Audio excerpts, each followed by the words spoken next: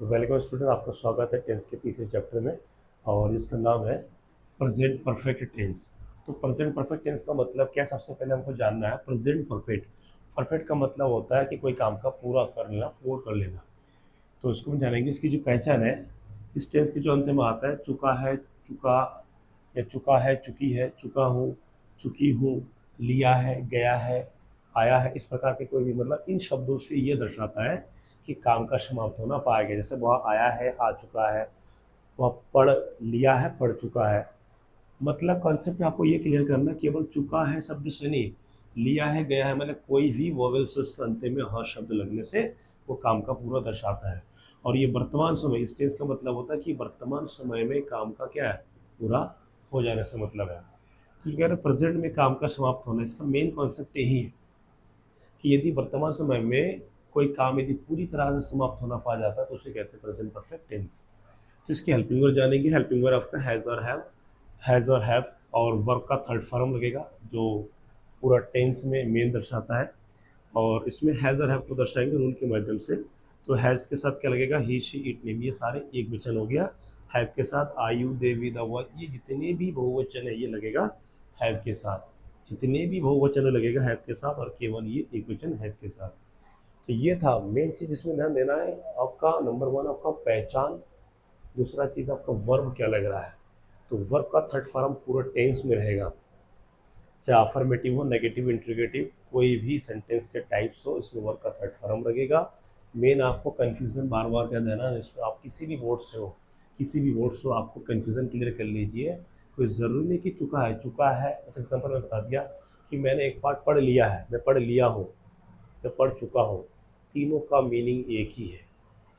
तो जानेंगे हम इसको फार्मूला के साथ। नंबर वन अफर्मेटिव है, अफर्मेटिव को हम कर रहे हैं फार्मूला एफ बराबर सब्जेक्ट हैज़ के साथ थर्ड फॉर्म, जिसके लिए बार बार जिक्र कर रहा था, ऑब्जेक्ट ई डब्ल्यू और अंत में फुल स्टॉप। तो ये सूत्र हमारे पास है, हम बाकी करेंगे। सपन ने काम किया है, तो सपन ने काम किया है या कर चुका है या कर लिया है, तीनों का अर्थ है एक ही। अब सपन, अब सपन क्या नाम है, सपन, अब सपन नाम है तो नाम के साथ क्या लगेगा, हैज़। तो सपन हैज़, काम क्या है, काम करना। एक होता है डू मीन्स करना, एक होता है डू हेल्पिंग वर्ब, बट यहाँ पर डू वर्ब है तो डू का थर्ड फॉर्म होता है डन। तो Ram Sapan has done work, Sapan has work done, तो यहाँ पर जो डन क्या है, ये वर्ब का थर्ड फॉर्म है। सपन हैज डन, सपन ने कर लिया मतलब कर चुका है क्या, काम। उसी प्रकार से उसने तुम्हारी मदद किया है या कर चुका है, उसने तुम्हारी मदद किया है या कर चुका है। उसने, उसने में ध्यान देना, ही या शी कोई भी लग सकता है। तो ही ऑब्लिक शी कोई भी मान लीजिए, कर किया है या कर चुका है, इसका मतलब ही ज़्यादा दर्शाएगा। तो ही, अब ये एक वचन है, ही शी में एक वचन क्या लगेगा, हैज़। तो ही हैज़, अब क्या काम, मदद करना, मदद मीन्स हेल्प, हेल्प का क्या हो जाएगा, हेल्प्ड। ही हैज़ हेल्प्ड, तुम्हारी, तुम्हारी का मतलब यू, यहाँ पर तुम्हारी का योर नहीं लगेगा, यहाँ पर यू। तो ये सब्जेक्ट और ये क्या है, ऑब्जेक्ट के रूप में है। तो ये आपके क्या है, ये आपके अफर्मेटिव में इस सिंगुलर वाले सेंटेंस है। अगला आपका है प्लूरल सेंटेंस। स्टूडेंट ध्यान दीजिए, तुम एक निबंध लिख चुके हो या लिख लिया, एक ही अर्थ है। तो अब इसमें ध्यान देना, ये सारे क्या है, ये बहुवचन है। तो यू के साथ क्या लगेगा, हैव। यू हैव, काम क्या लिखना, यू हैव रिटेन, रिटेन एक निबंध है एन एस से। सेंटेंस हमको नजर वर्ब का थर्ड फॉर्म है और क्या लग रहा है, हैव लग रहा है। तो यू हैव रिटन, तुम लिख लिख चुके हो या लिख लिया है एक निबंध। तुम एक निबंध लिख चुके हो या लिख लिया है या लिख लिए हो, एक ही अर्थ निकलता है।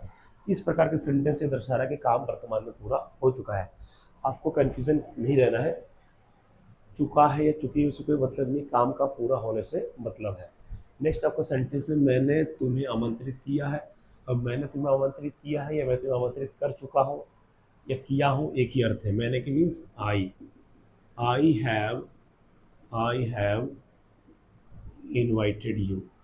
इनवाइटेड क्या है, ये वर्ब का थर्ड फॉर्म है, वर्ब का थर्ड फॉर्म है। हमने प्रोजेक्ट पूरा किया, हमने मीन्स क्या होता है, हम, वी विभोचन है। तो वी हैव पूरा करना, तो कंप्लीट का completed, we have completed the project, project. तो वी हैव कंप्लीटेड, ये भी क्या वर्ब का थर्ड फॉर्म है। हमने प्रोजेक्ट पूरा किया है, कर लिया हूँ या कर चुका हूँ या कर चुके हैं, एक ही अर्थ होता है। कुछ लोग भाग गए हैं या भाग चुके हैं या भागे हैं, एक ही अर्थ होता है। अब कुछ लोग को क्या कहेंगे, सम सम पीपल, सम पीपल बहुत सारे हैं तो क्या होगा, हैव, भागने का होता है रन, रन थर्ड फॉर्म में रन अवे। स्टूडेंट ध्यान देना, ये जो यहाँ पर रन है, ये रन क्या है, ये वर्ब का थर्ड फॉर्म है, रन रैन रन, तो ये रन अवे मीन्स होता है भाग जाना। राम और श्याम ने मैच जीते हैं या मैच जीत चुके हैं या जीत लिया है, एक। अब राम और श्याम, ध्यान देना यहाँ पर एक जने और एक जने, दो जने नाम हो गया। अब नाम हो गया तो क्या हो गया, काम होना चाहिए, तो काम आपका क्या है, बहुवचन। ठीक है, यहाँ पर ध्यान देना, राम एंड श्याम, तो राम और श्याम दो जने हैं। अब क्या लगेगा, हैव।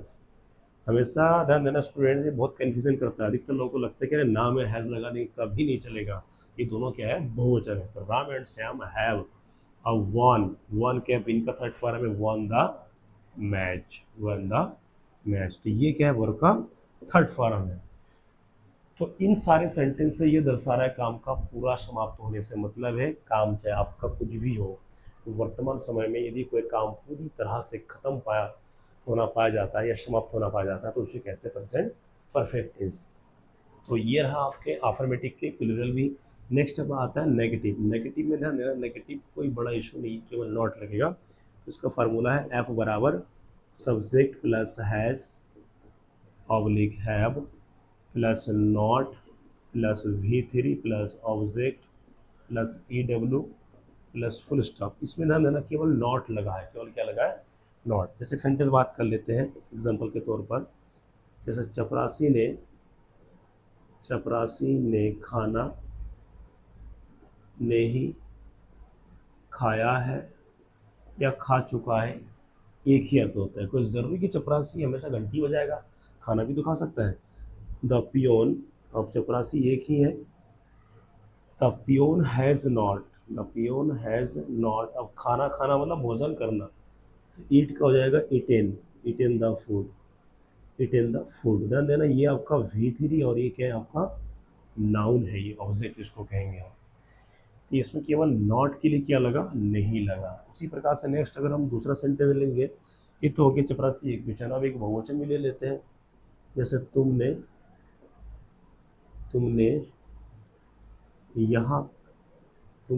यहाँ कार्य नहीं किया है।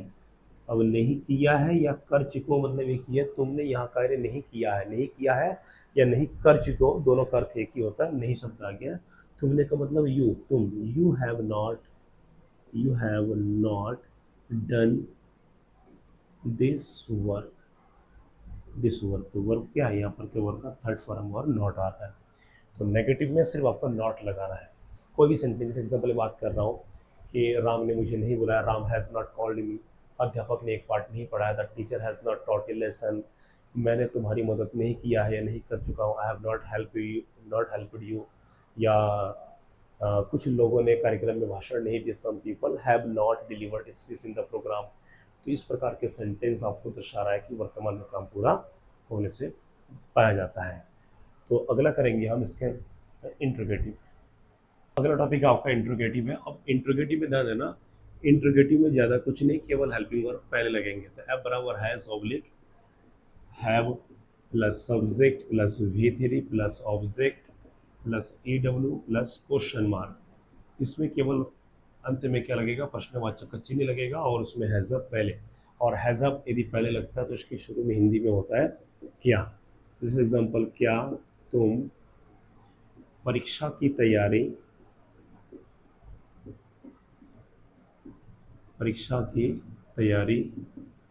कर चुके हो क्वेश्चन मार्क। इस सेंटेंस को हम ऐसे कह सकते हैं, क्या तुमने परीक्षा की तैयारी की है, कर लिए हो, कर चुके हो, एक ही अर्थ है।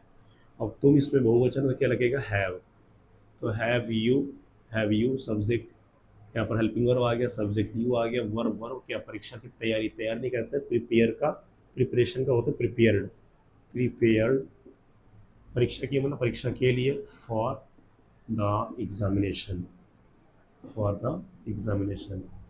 तो ये आपका ध्यान देना, ये आपका हेल्पिंग वर्ब, ये सब्जेक्ट वर्ब का थर्ड फॉर्म, उसके बाद ये आपका क्या है, ऑब्जेक्ट है।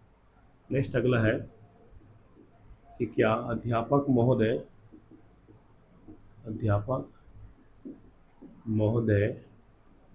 एक पाठ समझा चुके हैं, एक पाठ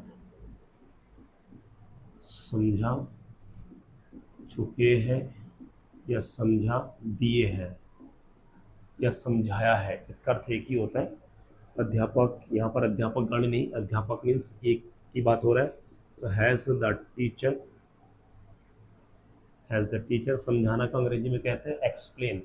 एक्सप्लेन का मतलब होता है जब हम किसी को समझाते हैं तो एक्सप्लेन लगाते हैं, और खुद समझने के लगाते हैं अंडरस्टैंड।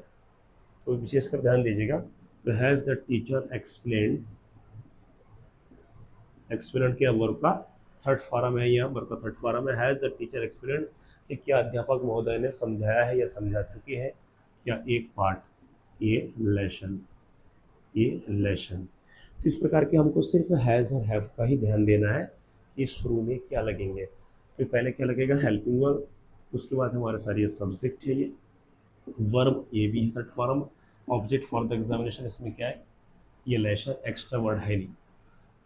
अब आता है कि एक्स्ट्रा वर्ड ना होने से क्या रीज़न होता है। यदि जिस वाक्य में जितना हिंदी है उतना का ही अंग्रेजी बनेगा, यदि हेल्पिंग और सब्जेक्ट और फीचर है तो इतना बनेगा, ऑब्जेक्ट है तो इतना बनेगा, ऑब्जेक्ट नहीं है तो केवल वर्ब तक बन सकता है। जैसे एग्जांपल, क्या तुम जा चुके हो तो हैव यू गॉन, क्या वह पढ़ चुका है तो हैज़ ही रेड, इस प्रकार से बनता है। तो ये रहा आपके इंट्रोगेटिव सेंटेंस। अब इसको कहते हैं नंबर 4 आपका आता है क्वेश्चन वर्ड, प्रश्नवाचक चिन्ह। अब इसको डबल इंट्रोगेटिव भी कहते हैं, क्वेश्चन वर्ड। तो सेम फार्मूला है, फार्मूला का थोड़ा सा हम इसमें अपडेट कर देंगे। इसमें एफ बराबर क्यू डब्ल्यू लगाकर, एफ बराबर Q W means question word लगाएंगे, हैज़ और have plus subject plus V3 plus object plus EW plus question mark. Student ध्यान दीजिए, सेम फार्मूला है, केवल क्या लगा यहाँ पर, सेम फार्मूला है इंट्रोगेटिव, केवल क्या लगा इसमें, क्वेश्चन वर्ड लगा है, सेम, कोई चेंज नहीं, केवल शुरू में क्वेश्चन वर्ड।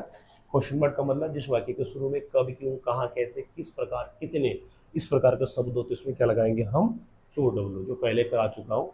और क्वेश्चन वर्ड पर तो पूरा सीरीज आपको मिला है, पहले वीडियो देख लीजिएगा प्लेलिस्ट में, सारा कंप्लीट मिला होगा उसमें एक एक चीज़ के साथ। अब आता है किसको बनाएंगे कैसे, तो क्यों हमें हमको सेंटेंस बनाते समय क्वेश्चन वर्ड वाले को पहले में रखना है। तो जैसे एग्जांपल यदि हम बात कर देते हैं कि राम ने क्या बोला था, या क्या बोला है, या क्या बोल चुका है। राम ने क्या बोला है, क्या बोला है मतलब क्या कहा है, बोल चुका है। तो क्या शब्द को हम क्या लगाएंगे, व्हाट। तो what has Ram sad, sad या टोल्ड भी लगा सकते हैं। What has Ram sad, what Ram told, but यहाँ पर सैड ही जस्ट बेस्ट अच्छा माना जाता। राम ने क्या कहा है। नेक्स्ट आपका अगला सेंटेंस आता है इसी में ही कि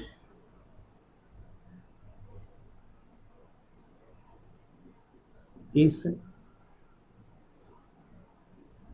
कहानी को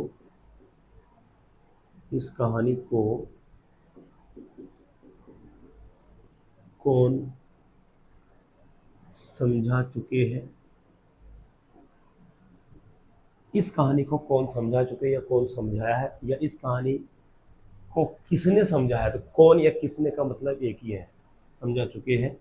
तो कौन का अंग्रेजी हम पहले क्या लगाएंगे, हु हैज़, हु के साथ हैज़, क्योंकि हु हमेशा सिंगुलर के रूप में यूज़ किया जाता है और हु में कोई ना कोई व्यक्ति छिपा होता है। जैसे इस कहानी में कौन समझा चुके, कोई व्यक्ति सोहन, मोहन, राम, तो वो एक वचन का ही लेता है। तो who has explained, who has explain अब इस कहानी को to this story, to this story. तो हु हैज़ एक्सप्लेन्ड ये किसके रूप में काम कर रहा है, ये सब्जेक्ट के रूप में, ये किसके रूप में, हेल्पिंग वर्ब के रूप में, और ये ऑलरेडी वर्ब का थर्ड फॉर्म है। तो इस प्रकार के ध्यान देना, इस प्रकार के आपके क्या है, ये क्वेश्चन वर्ड जो बीच में लगते हैं।